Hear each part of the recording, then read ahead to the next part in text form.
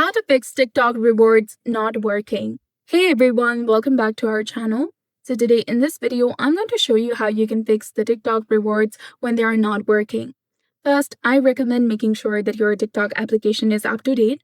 So open your App Store or Play Store according to your device, whether you're using iPhone or Android.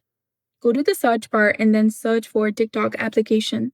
Once you find an update and if there is any update available, you can go ahead and tap on update in order to update it to its latest version. Now, if that does not work, sometimes TikTok has random issues that aren't related to your device. You can check if the TikTok is down by going to a website like downdetector.com. This website shows the status of different online services. Search for TikTok on this side, and if TikTok is down, you will just have to wait until they fix the problem. If it's still not working after that, try signing out of your TikTok account and then sign back in. This might also resolve the issue.